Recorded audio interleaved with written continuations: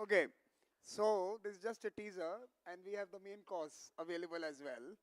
Um, I just want to make a quick announcement before we begin the conversation that we have 1 hour. What we will do is that we will um pose a few questions to the minister to kick the conversation off, and then there are two mics in the room, and you can uh, queue up in front of those mics to pose your questions to the minister. So in 1 hour, if you can keep your questions sharp and short, we will be able to possibly cover at least 10 to 12 of you. So you can see the mics, you can go to the mics. Oh, no, no, you don't have to stand now. Wait first, let the conversations begin. I'm just don't queue up and then yeah, just wait. Let us have the conversation first. So that's the flow of the evening, and I just wanted to know. And also at this time, because we will be live streaming this, and Sankalita, are we online already? Sankalita, are we online?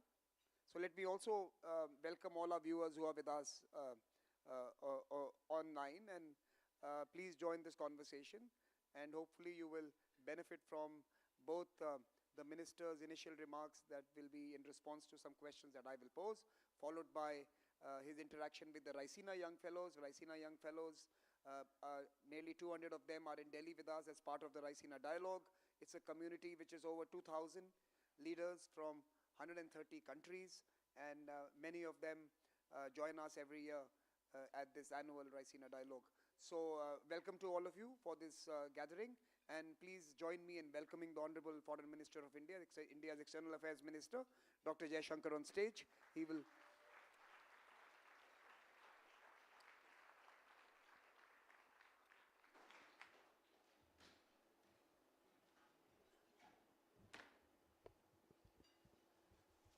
Dr. Jaishankar, first on behalf of the Raisina Young Fellow family, the Bisuires Summer School family, the sister organization in Germany, I want to thank you for joining us this evening. And continuing with the tradition of your engaging with the young fellows post Raisina, since we've had 3 light days, what better way to unwind than a wonderful conversation with the young fellows? So thank you very much, sir. Uh, I'll get straight to the point. The why and what of the book. What motivated you to write this? Why have you felt the need to be doing this now? And what are the key messages that you want to actually communicate through this book? Um, First of all, Samir, let me say thank you. Thank you to you and thank you to all of you. I think we've had 3 very um, energetic days at Raisina, and as I said at the start, at the end of the day, you have the people who come and speak, but it's the people who participate, it's the people who listen, it's the people who interact, who make all the difference, and that's all of you. Okay, why did I do this book at this particular point of time? A large part of foreign policy today is about communication. It's not just what you decide, what are your choices. It's very important to explain that to everybody else. So I am in the business of explanation in addition to being in the business of policy making. And if you explain well enough and long enough, then somewhere in your mind you start thinking, okay, I can actually make a thesis of it. I did that a few years ago with a book. To me, it was very interesting after I wrote the first book. I wrote that first book when it came out when I was a minister, but I didn't write it when I was a minister. As years passed, we saw a lot of big events happen. The conflict in Ukraine, now what's happening in Gaza, the COVID, which to me was really a once-in-a-century shock, Afghanistan, climate events, economic stresses of various kinds. So as you dealt with all of this, and then in India, we had a country which was profoundly changing. So it crossed my mind that if someone, if there were big changes, who best to explain those changes than someone who's actually in it, who's inside the room, who's part of the decision making, who's able to communicate the considerations that go into this. And really, that's why the book. Now, what is the book about? I think it's obviously about the state of the world, the longer trend of rebalancing, but the shocks that I've referred to. It's about globalization, the advances of globalization, but the shortcomings, the problems created by globalization. It's about technology and digital, and how, again, they hold such great promise, but they have made us in many ways so vulnerable. It's about telling people not involved in foreign policy why foreign policy matters to you. Because for many years, certainly in my country, but I suspect in yours as well, a lot of people said, well, that's not our problem. Somebody is taking care of it. But I travel around the country telling people, look, something happened, there was COVID. You heard about it, you saw it on social media, you heard about it on TV, and it came to your homes, it took over your lives. Or what we saw as a consequence of the conflict in Ukraine, the energy hikes, the price hikes, the food shortages in many parts of the world. So the idea that really foreign policy matters to everybody. And then there were some very specific issues. I think much of the world is interested in what happens between India and China. How does the Quad work? Why was it necessary to do Quad? And when there's so much churn within India, there's a different conversation, which is we have reached this point, but did we always take the right roads? Were the choices we could have made, we didn't. Were the roads that we did not take, and where could it have led to? And many of those roads pertain to key accounts like China, Pakistan, and the United States. But most of all, I wrote the book because I was really convinced it was important to present an argument today why, whether you are a national of this country or whether you are someone someone living abroad, it's important to understand really why Bharat matters, that we will be bigger in everybody's lives in the coming decade and in the coming century. In fact, that brings me to an interesting thought I had. We spoke about your first book. I think it was during the pandemic, literally in between some waves. I remember we were masked up and having a conversation on the book. It was titled The India Way. Mm-hmm. And your second book was called Bharat Matters. So the titles have gone a bit of a transformation. You moved from India to Bharat. And the first one was about the way. The second is about India's significance in people's lives. What led to this change of both the visualization of the country as such and its role? Well, I think when I use the word Bharat in the second book, Why Bharat Matters, as opposed to the India Way, I'm trying to capture really a kind of the transformation which has taken place in our society, in our polity, in our mindset, in our approach to the world. And in many ways, you have, if you look at, the thought processes which are driving us today, I would say they are much more authentic, they are much more deeply rooted in our culture, in our traditions, in our heritage. So that is one part of it. And there's a bigger exercise in the world of cultural rebalancing, that we've seen economic rebalancing particularly through globalization, We have seen political rebalancing. But the third phase of it is really today cultural rebalancing. So there's a bigger conversation there which is going on as well. And India, which is much more conscious of its culture, history, and traditions, which, for example, remembers its linkages. I give you a very practical example. The Gulf. The Gulf, our linkages with the Gulf are as old as the monsoon. That people traversed this space because of the winds. And yet, a region which is so close to us, with which we had such deep linkages, somewhere in the quest for modernity, we let go of that connection.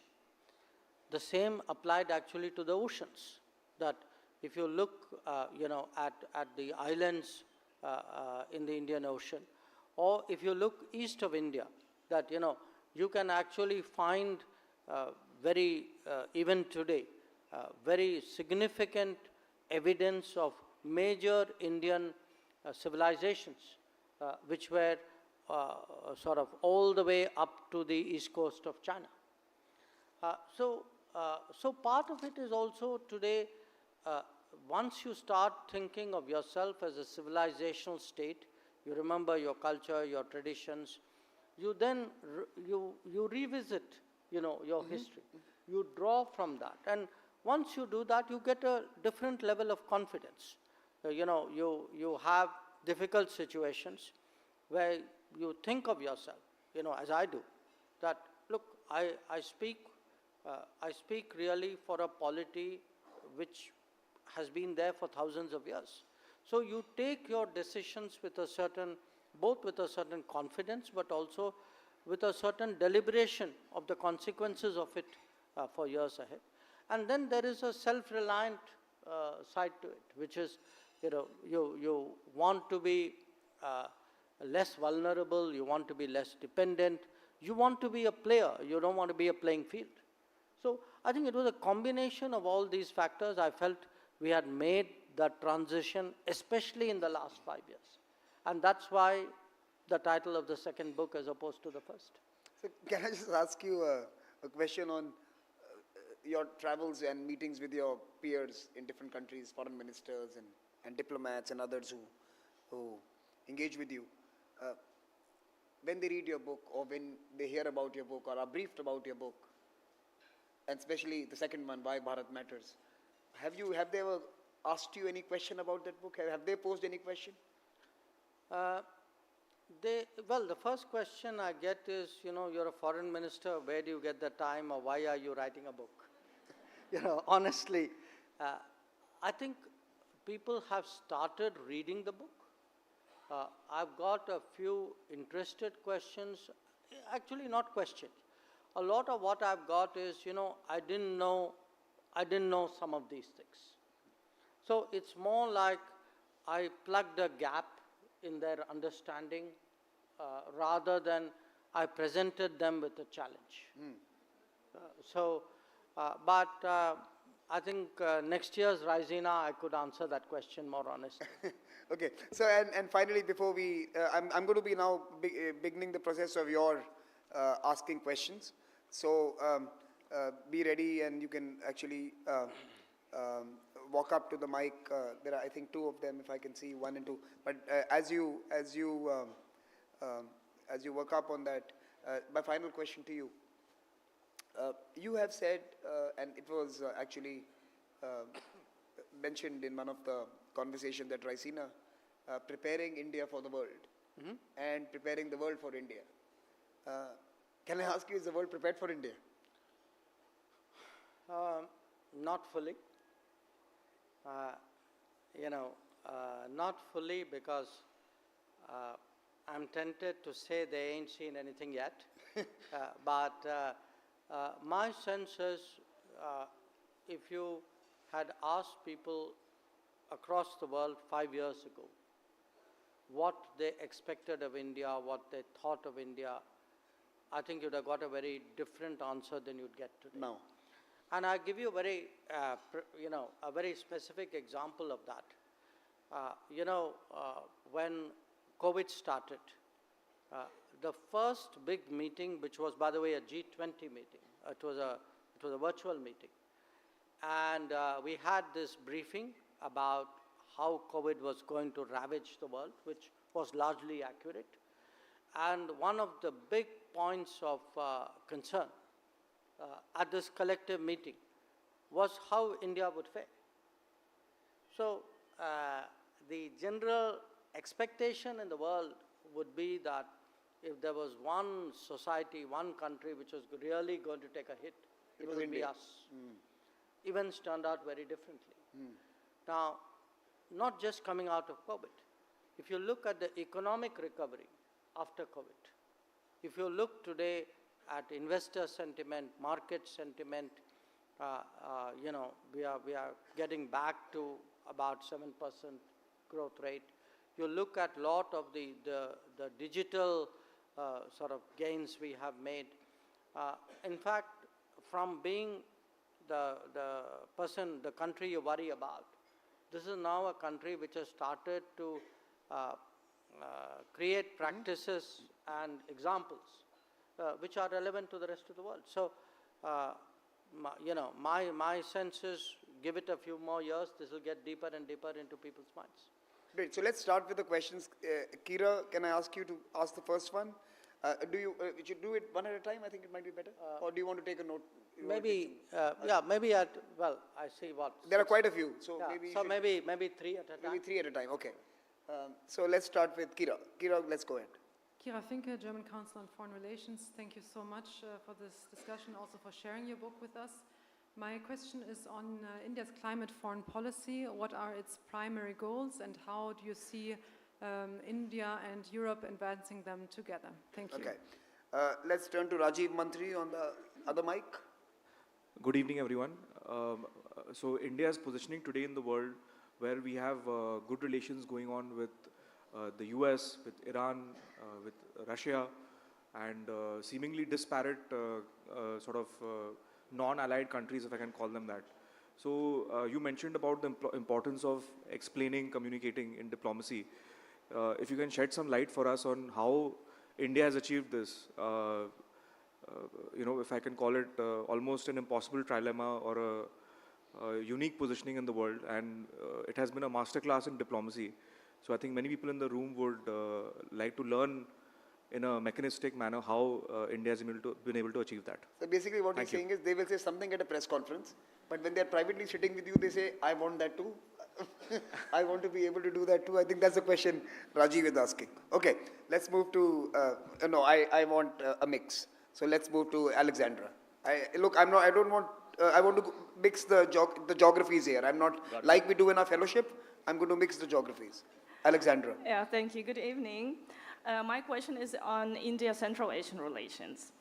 Today, the 5 Central Asian countries are increasingly operating as a group. So today, in the past 2 years in particular, vis-a-vis major powers and regional entities as a so-called C5+1 format. And India was among first actors to initiate meeting in this format. So my question is, what importance do you or does Indian foreign policy attribute to Central Asia in this changing global order, in this transforming global order? And do you think that Central Asia can become a middle power and contribute to more global cooperation? I think there are 3 questions. Sure. So the first issue, the climate foreign policy. Well, if you look actually at the last decade, it's very interesting that you had India, which was often perceived as the difficult country in the room, come up with ideas and suggestions and innovations and initiatives. So at COP21, we actually started the International Solar Alliance. At the COP26, we were pushing the, what was called the One Sun, One World, One Grid, the idea that you could actually imaginatively take renewables across the world. There were other initiatives like building for disaster resilience, and in fact, before the G20, there was even the message that climate change is not something you should leave necessarily to governments to do, that each one of us can make a difference, and we can make a difference by changing our own lifestyle. So if we actually had a lifestyle which was friendly for environment, that itself would, if you add up 7 billion lifestyles, you would get some concrete result out there. What we have seen in this country, one of course has been a massive expansion of solar energy, and one of the new programs which has been announced this year is actually the rooftop solarization, so that every house in a sense is in an individual manner is adding to to the renewable usage. I would say there's been a kind of a shift in the thinking of people. There's a much greater awareness which is encouraged by the government about taking lifestyle choices, about taking policy choices. You can see an expansion in public transport, mass transport, for example. Now, having said all that, the reality is also that it's very difficult to make very dramatic transformations, because transformations also have their own, they have their own complications. If you take, for example, coal, there would be many countries in the world who would still, for livelihood in terms of resources that they have, for them coal is the one which is most readily available. So a lot of the answers in coal is just like you transition on other forms of fossil fuel, is also whether you can lighten the burden of coal, for example, through coal gasification. But there would be, the transition out of fossil fuel, oil to gas, that's, also a challenge. But we need to look today at the new dependencies that, renewables are creating, that we are all solarizing madly. Now, where are those panels coming out of? Where's the battery storage technology? So, are we actually in a geopolitical way, a geo-economic way, are we actually creating new vulnerabilities for ourselves? I think that's really a question also that needs to be addressed. So it is a complex debate, but I definitely would say when I see, let us say, starting from Kyoto to Dubai, the journey which COP has made, I would certainly say that this country and this country's policy has evolved very much in a direction which is sensitive to climate change. Her question was India-EU partnership there. Yeah, on India-EU partnership, in fact, we have a practical partnership with, we have a partnership with individual countries. We have a partnership with EU as a whole. One example which comes to my mind is really the collaboration we had with Germany to create the grids which were necessary for the solarification to increase very rapidly. But even in terms of technology, we are very much in conversation with the EU on how we can both really be much more self-reliant when it comes to renewable technologies. On the second issue, this positioning, how do you handle contradictory accounts? Look, the first thing, to be honest, is not to be too clever.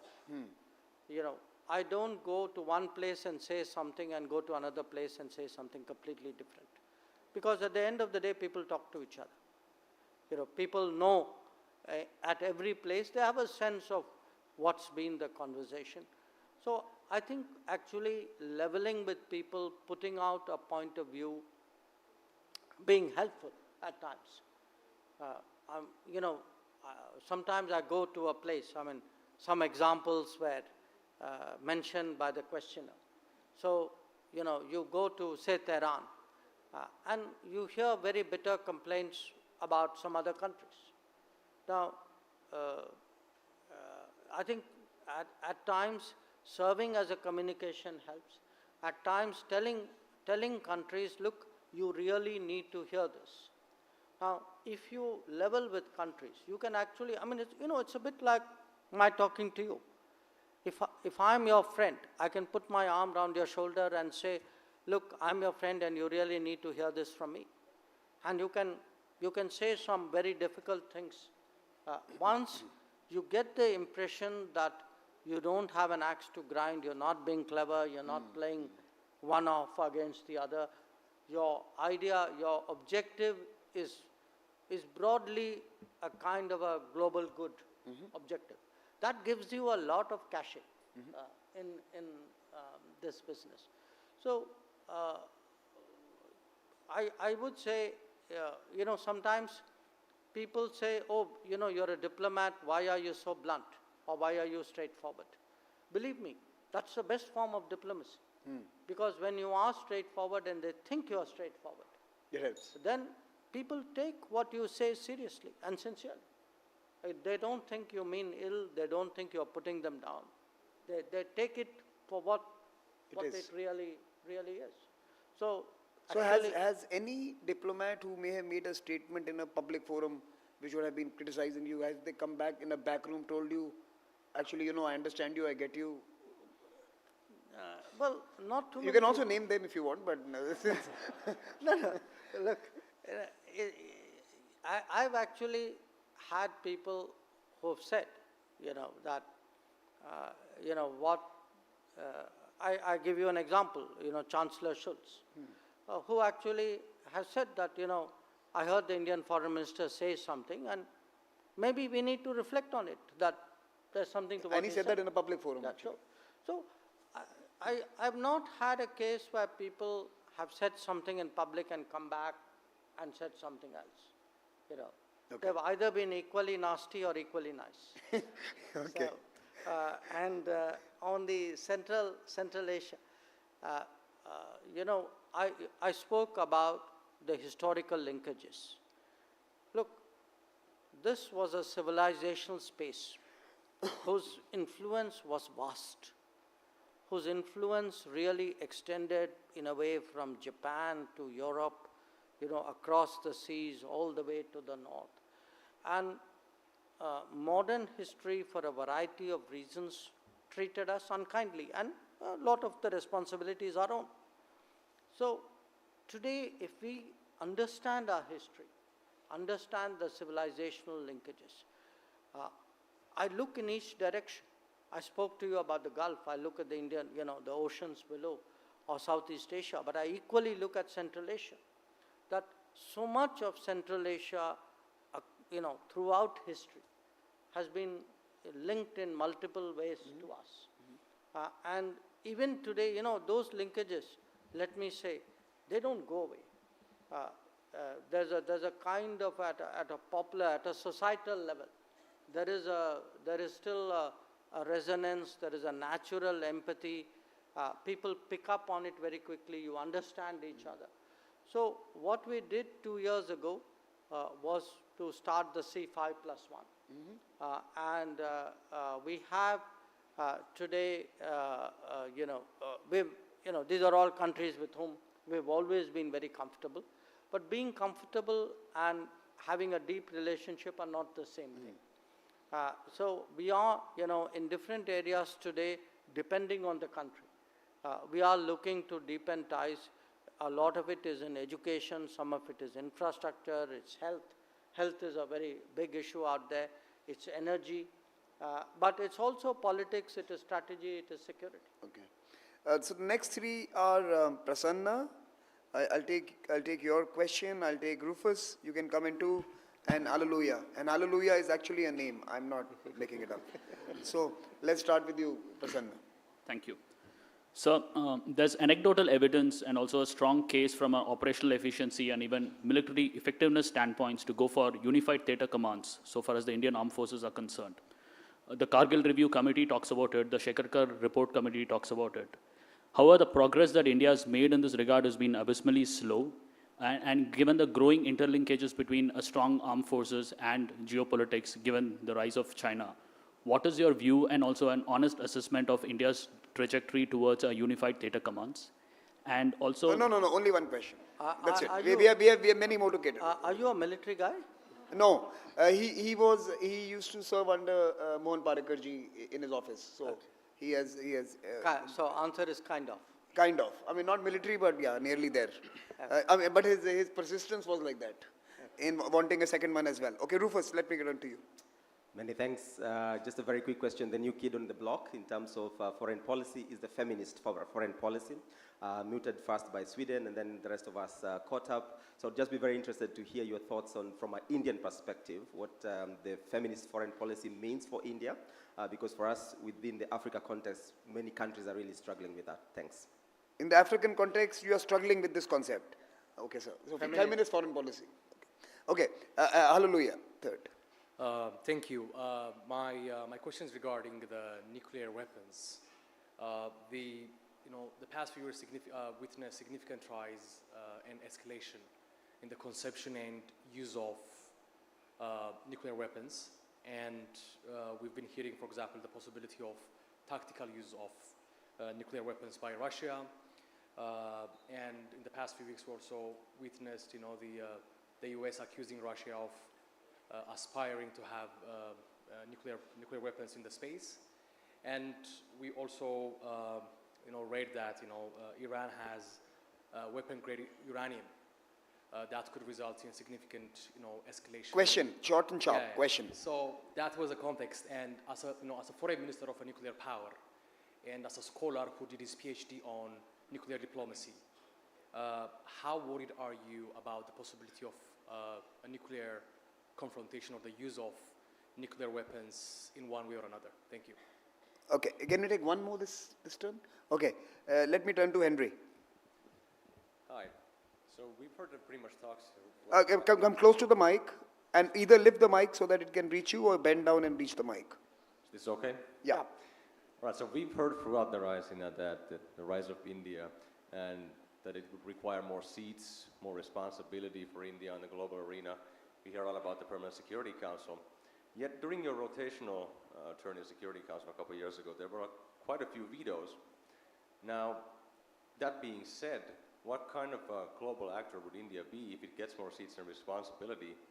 And wouldn't that have a fundamental change on India's foreign policy and its nature if it would end the hedging position and sort of balancing between great powers if you'd have to take a stronger stand on issues?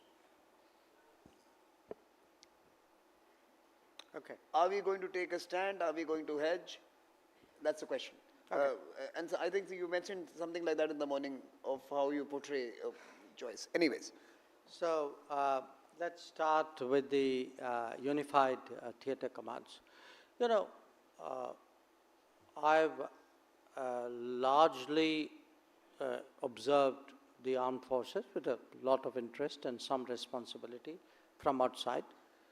I had the privilege of working with them directly in one part of my career.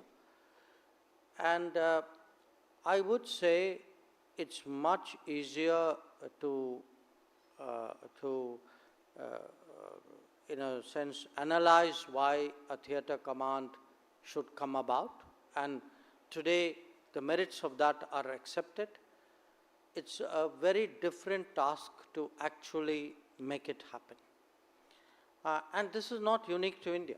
I mean, if you look at other countries who have been through that process, the US is a very well-known example, the Goldwater-Nichols Act. But the whole debate which preceded and succeeded that, China has been through that experience. So I don't,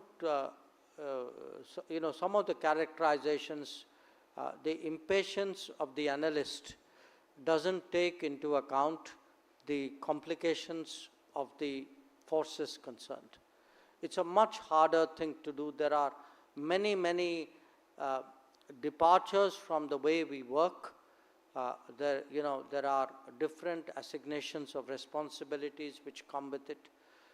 So in many ways, you conceptualize, let me tell you, when you look at the world through theater commands, the world itself looks to you very differently than it does when you have, in a sense, three forces and each service has its own command.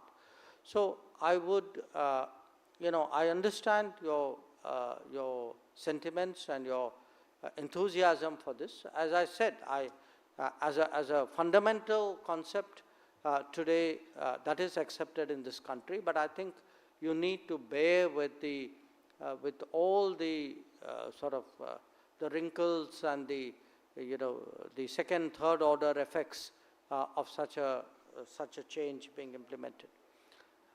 The feminist foreign policy, that's kind of interesting to me because in my, one of our objectives in the G20 was to push for women-led development. And to my surprise, I found it a bit of a tough sell. It didn't get as readily embraced as I thought it would. But in different ways, I see it featuring, in our foreign policy. We actually, when it came to climate change, the first question, we found that you could propagate a message and even build capabilities much more effectively if your resource people were women. So we had this very successful program called Solar Mamas, and these are people who, particularly in the Pacific Islands, but in other places as well, have been individually trained and incentivized to look after solar facilities. When it comes to development projects, we do, today India has development projects in roughly 80 countries across the world, 78 to be precise, more than 600 big projects. A lot of these actually have a significant gender sensitivity, which is built into it. So one part of it, therefore, is actually your policy. What are your goals? What are you looking to do? But the other part of it is example. So when we ourselves today legislate that 1/3 of your members of parliament or members of legislature will be women, if we have policies which are designed to address gender gaps of various kinds in education, in health, I think that too. And you also had a statistic last, and I'm forgetting the numbers, but the number of women diplomats today in the newer batches you had mentioned.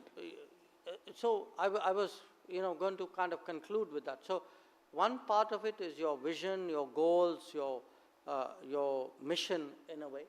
One part of it is how do you implement that?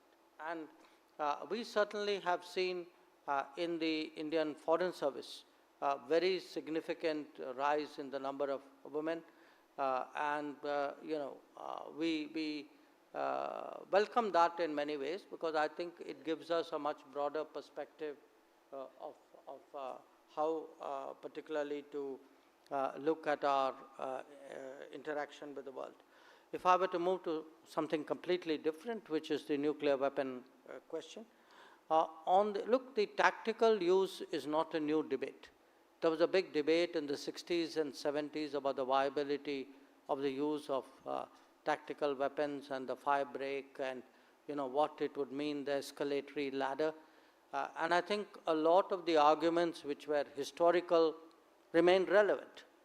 The nuclearization of space, that's a different ballgame. And I know that today it's part of the contemporary debate. So would I be would I be worried about the direction of what is happening in that space? I would be, look, I am concerned today. Who would not be concerned if there were new conflicts and conflicts going in directions which we did not anticipate? So, it could be Ukraine, it could be Gaza, it could be something else. So, the fact that you have, as we advance, as technology also matures, the same conflict today becomes much more potent, it becomes much more, in a way, difficult to game, to predict than it was before. So, certainly, it would be a very, very sanguine person who would say, I have no worries. But I would balance it with the remark that, much of these debates are not new debates. On the question on the, the rise of India, what did we were in the Security Council, so what did we do? Do we hedge? Do we balance? So there's a little bit of a definitional problem here. The problem is this. It's like I decide something, you decide something, and everybody else out here is told, choose sides or you're hedging. Okay. Now, maybe what looks as a hedge to you is actually my side. I have an equal right to define a side, to put forward my views. It's not like there are higher authorities out there who will define which sides we have, and there's a binary option, and anybody who doesn't exercise a binary option is a weak link. I don't think that's a fair description of the world. I think different countries have different interests, and I don't think there are two sides to any question anymore. There are many sides to many questions. And if there are many sides to many questions, I don't think everything is a hedge. When we use the word multipolar world on the one side, and then we say hedging, balancing, swing state. The guys who are accused of being hedging, balancers, swing states, actually will now end up as poles. So they own a side, they own a position, and they're going to have interests of their own. So they're not going to, be gamed by others who say, I will define the parameters, and this is the space, and this is the decision we want you to take. So the game's changing, and the game's not going to be defined. I think now, next time, there should be 3 options in the UN votes. I, no, and rubbish. We should be able to say these are rubbish. And I think it's fair to say that, because sometimes the options given are rubbish. I think that's a good third option, sir. Our friend Michael gave you an idea for the composition. I'm giving you the idea for a voting system. There must be an Australian word for rubbish. Let me bring the last set of questions. I can only take 3 more because we are running out of time. And I had promised the minister I'm going to leave him by 9:50. So 3 more questions, short ones. I don't want context and I don't want speeches. I want just questions. And Lauren, I'm looking at you and saying this. Short, sharp question. So I'm Lauren. Okay. I want to ask you. Don't open the phone, from the heart. I want short question. Yeah. I want to ask you, after the elections this year, what India will focus in the international system, and how you consider it as a success? Thank you. Okay, now let me bring Caitlin in front. I want the new batch to come in. I haven't heard my new ones. So please. Sorry, after the elections, what was the second part?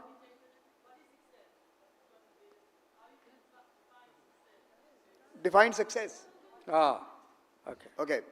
Caitlin. Hello, I'm Caitlin. I'm from Australia. And I'm part of Since you mentioned an Australian, I wanted one. I'm part of the Raisina Young Fellows program. I would like to know, you mentioned recently that the multiple personalities of a Hindu god equated to the relationship of the Quad plus France. You said when they meet, suddenly everything starts to work. I would like to hear you speak a little bit more about that, unpack it, and then talk about what priorities you see for the Quad Summit this year. That's a very long question, but maybe a few priorities only, sir.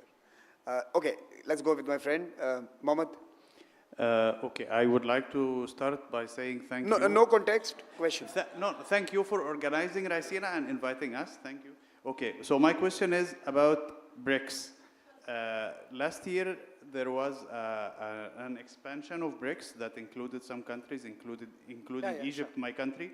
So what were the standards of choosing the new countries? What is the BRICS trying to achieve? And should the BRICS have a secretary? Where are you from? Egypt. He's a diplomat from Egypt. Yes. Okay. Okay, it's a good question. What were the standards and what were the criteria, right? Yes. So, no, what we got the standards? What are you trying to achieve? We've got it. We got the question. Great question. Okay. Next. You know, I am tempted to give it to Christoph. So, Christoph, you've been standing there patiently. Go ahead with your question, but don't make it predictable because I know what you're going to ask. Now try to surprise me. Yeah, I try. I would like to congratulate on the term cultural rebalancing. That's an observation. Thank you. And this is my question goes a little bit maybe surprising way.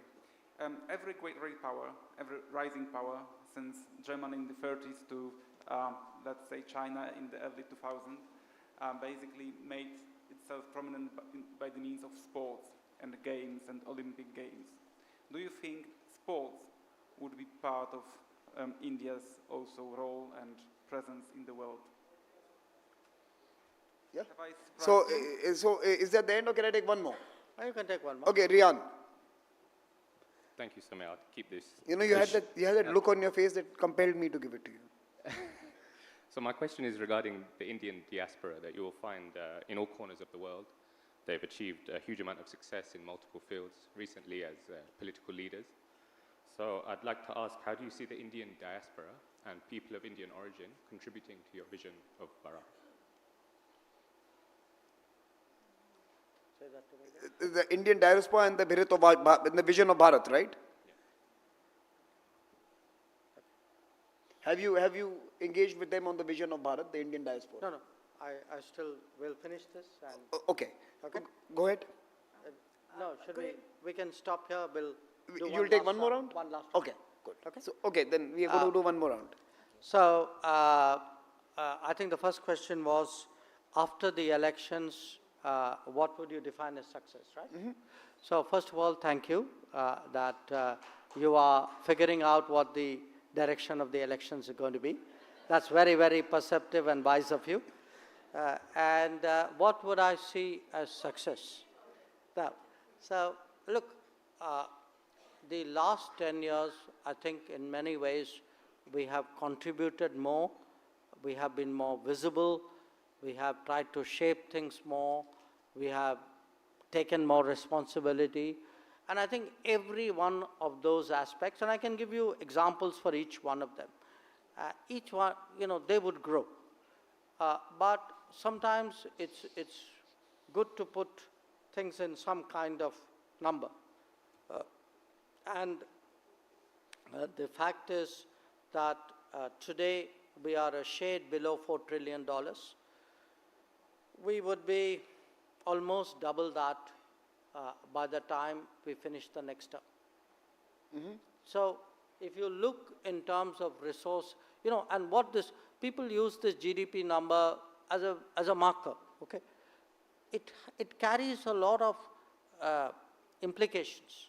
It means your trade will become bigger, it means your investments would be more, it means your influence would be greater, your overall weight goes up in the system.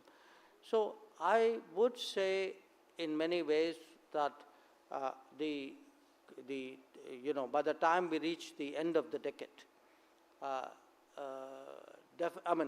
it's very clear we would be the third largest economy. But more than that, some of the big changes which are taking place in the world, and to me, as I said, re-globalization, resilient supply chains, the idea of a global workplace where there's mobility, where new businesses, the chips, the semiconductors, the batteries, the electric mobility, the renewables, all of these would require a very different kind of international economy. And it's there that, we can bring our human resources really into play.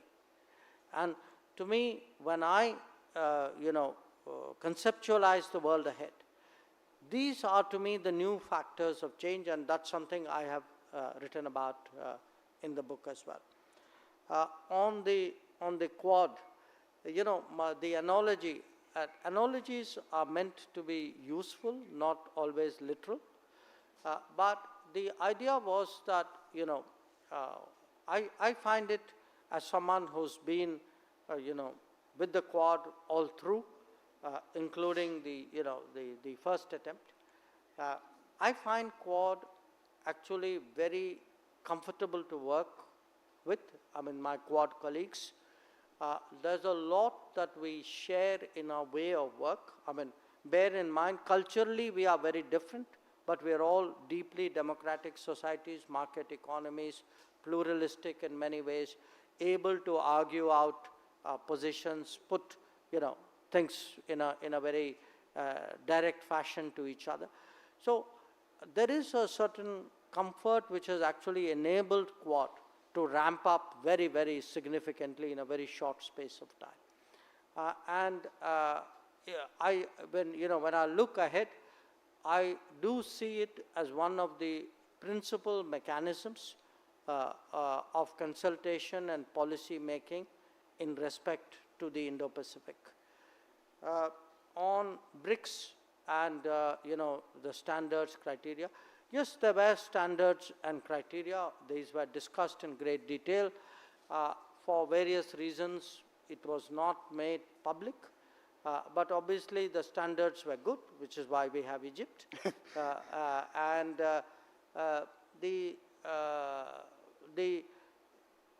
There were certain specific issues which were considered while taking the decision. But there was a broad alignment. Do these countries align with the nature of BRICS, with the positioning of BRICS, the sort of thinking of BRICS? And I think that was the overall overarching criteria, thinking which really guided the selection of members, along with some kind of geographical regional balance. On cultural rebalancing, I do think that is a big debate of our times, which is in a globalized world, this attempt to define who's politically correct, who is not, who will give judgment on whom, who will rate whom, who will, make those decisions.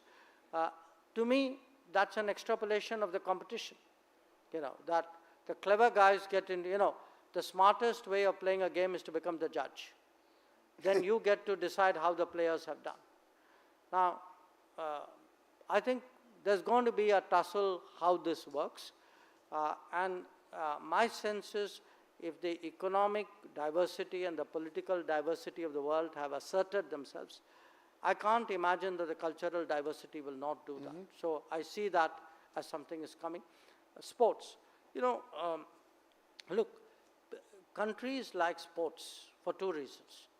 They are a reflection of competitiveness. They also are a matter of pride. I think both are reasonable.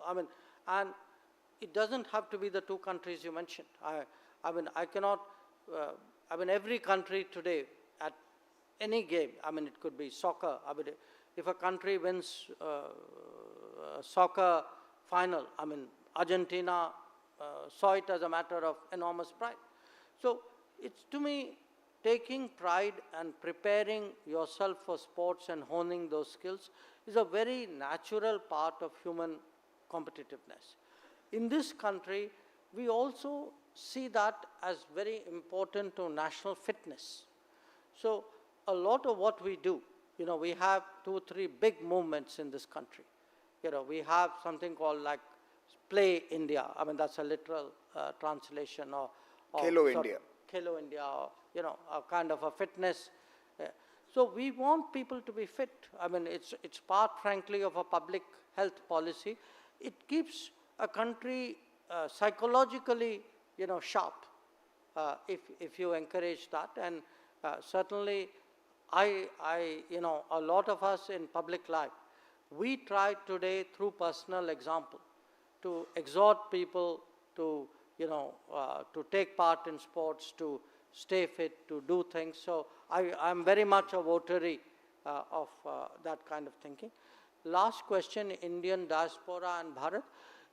I have, yes, there have been occasions I've had conversations, but I've felt from the interactions I've had that the book resonates, the argument, the concept resonates very much with the diaspora, as it does, in fact, with large sections of Indian society. Okay, I'm going to, unfortunately, I'm now going to use my veto as the moderator and limit this to 4 names. Last 4 names, short questions, no context, and I've already accepted all your thank yous, so no thank yous. Okay, so last 4 names, let me just pick them up. Sonam, you have been standing there, so I'll come to Sonam. I want to come to the brave Charlotte. She's not well, but she's still standing in the line, so I want to come to you and Carla. So you, Carla, and Sonam are the first 3, and maybe just because of persistence, I'll give it to Robert. So let's go, Sonam. Let's start with you. Good evening, Your Excellency. I'm Sonam from Bhutan, alumni of Bisaris Summer School of Global Governance 2017. While India is navigating the turbulent world we live in with admirable clarity of purpose, how does she plan to accommodate the concerns of Bhutan, which is caught between the 2 giants, both of which are ancient civilizational states? Given Bhutan's dependency on India for most of its needs and surplus in favor of India, how can India assure Bhutan that the concerns of countries like Bhutan and other smaller states matter, and how can competition be healthy between 2 powerful neighbors instead of the kind we have seen in Maldives? Thank you. Charlotte? Hello. You can bring the mic down. It's okay. I'll just go on my toes. So there's currently an Indian delegation in London looking to finalise the FTA with the UK. We've talked a lot about the EU and the relationship with India, but with the signing of the FTA, what will relations look like now, modern relations between the UK and India, which go back so many years? Thank you. What would the relationships look like if you signed the FTA with UK?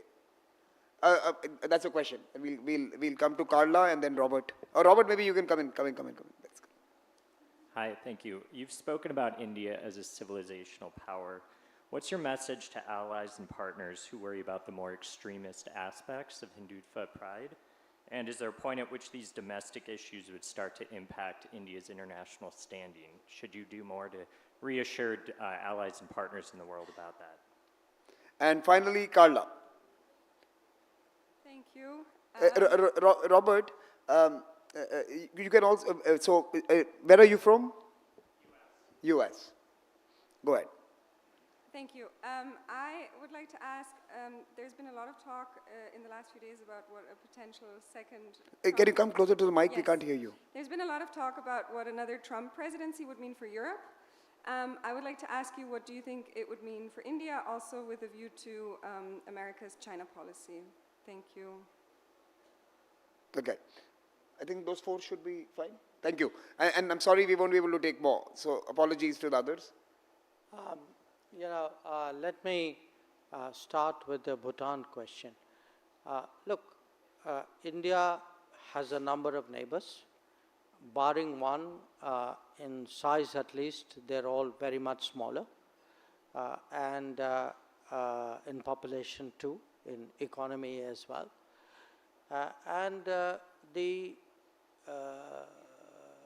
The neighborhood first approach is really to be generous, to be non-reciprocal, to be sensitive to a lot of these neighbors. Now, neighbors will, at the end of the day, like any sovereign country, make choices and take policy decisions which suit their interests. So, in the case of Bhutan, I think for many decades, the government of Bhutan has found that its interests are best served by having a stronger, very strong relationship with India. That has been borne out on the ground by a number of developments. Bhutan, for example, a large part of its economy is to generate electricity, and the revenues itself start to India. The revenues are obviously very helpful to Bhutan. They get a lot of tourists from India. A lot of the logistics of Bhutan go through India. So, and this is not just Bhutan. I could in different ways make the case for some of the other neighbors as well. So, I haven't, far from my seeing anything which is moving in a contrary direction, I actually see Bhutan and India doubling down on that partnership. Where if you today look in terms of the literally the investments, the financial investments in the partnership, the scale of the relationship, it's far greater than it has ever been before. Today, I've actually just had a meeting with the new Bhutanese foreign minister, and the messaging from that meeting again is very, very robust. So I'm very confident, because look, at the end of the day, how do neighbors judge you? They judge you by the routine. Okay, every day, how does the daily rub work? Is trade good? Is movement of people good? Is there tourism happening there? Are we doing enough business with each other? That's one part of it. Is our security better off? The other part of it is what happens when things go wrong. Now, this part of the world saw what happened during the COVID. Every one of our neighbors, I mean, again, barring two, got their first vaccines from India. When actually there was a fuel crisis, when there is a food crisis, when they, when for whatever reason they have a particular need, I mean, we are in many ways the natural neighbor that they turn to, understandably. Perhaps nothing could be more graphic than what happened in the case of Sri Lanka. That Sri Lanka hit, what was the perfect storm. And at that time, frankly, the rest of the world, stood there with their hands in the pocket and watched Sri Lanka go through that storm. And it actually took a neighbor like India. And we, at that time, made what was for us an unprecedented decision of putting out a package of $4.5 billion for Sri Lanka. So, finally, good days, bad days, rainy days, sunny days, neighbors finally know who are the good neighbors. And I think I have every confidence that is the case with Bhutan as well. On what would life be like if we did the UK FTA, I would say the FTA is done, if there is a balanced mutual, they get the terms right, which they would, because, they won't do an FTA if they didn't get the terms right. I suspect, both countries will stand enormously to benefit, because today, how do different economic production and consumption centers deal with each other is actually a very major point, and to the extent we can facilitate it, and certainly FTA is one way of facilitating it, connectivity is another way of facilitating it, digital flows is a third way of facilitating it. So the reason why we are engaged in this exercise is precisely because both of us see a lot coming out positively from that FTA. On the civilizational power, look, again, is India a civilizational power? Absolutely. It is a civilizational power because it has been around for thousands of years, and there is a certain, I would say, a certain gravitas and a certain mindset which comes from having a long history and approaching the world with a very considered, deliberate, responsible, mature way. Now, the question, are there people in any country, including India, who others would regard as extremists? I think it depends on your point of view. Some of it may be true, some of it may be politics. What also happens is you can have countries who would judge you by their own political standards. there are countries which have vote banks who think, therefore, the rest of the world should also have vote banks. As I said, this whole ratings business. No, actually, now I remember, I was saying we heard something like this in the morning. That's why I asked him. Because I remember saying in the panel that I was moderating that in geopolitics there is sledging. And this is amounting to sledging. If you don't like something, you would possibly use this as a way of, unsettling you. So I'm sure some of your travels would have seen some of this sledging. Well, geopolitical sledging. There's I don't know how many of you do follow cricket. There are two ways of doing with sledging. One is to sledge back, the other is to hit a six. So you take your choice. Okay. But the fact is, look, we are a very open, pluralistic society. We are frankly far more plural than any other country I can think of in the world. Now, I'm quite prepared to have debates with people, but then all debates have to be, a two-way flow. That if people have views, they must be prepared to listen to what you have to say on those views. And my sense is today, this attempt really to impose your politics on the other person is very much a driver of these kinds of comments. I mean, there could be, the political people may have others, but I think here that may not be the case. Finally, the issue on Trump. President Trump was president from 2017 to 2021. We had a very good relationship with him. He came here on a visit. My Prime Minister went there on some visits. There were, like any relationships, there were issues, but overall, if I look in those 4 years, did our relationship deepen? Did it grow? Absolutely, it did. So I'm not, it's not just, President Trump. I think if you look at India, US, from perhaps Clinton, with every presidency, the relationship has actually deepened. Now, you could attribute it to structural advantages. You could attribute it to clever diplomacy. I'm modest about it, but the fact is, it has grown, and I have every confidence that it will continue to do so. Actually, if countries could come out unscathed, both under the Obama presidency and the Trump presidency, and were able to do well during the last 3 years as well, that would be deft diplomacy. So I think Indian diplomacy deserves a round of applause, and the Indian Foreign Minister deserves a round of applause as well for having done well in the last years. So as we close, on behalf of this group, I thought it would be proper if we give your book to each one of them. And we have distributed that. Some of them sneaked in and got signatures done. I don't know if it would be possible, but at least for the 60 of the current young batch, if it would be possible to send you back those 60 books and find some time for you to sneak a signature in over the next few days, then at least the current batch could go back with your sign. And I know 200 is a big number to ask you to sign. Done. So thanks a lot for doing that, sir.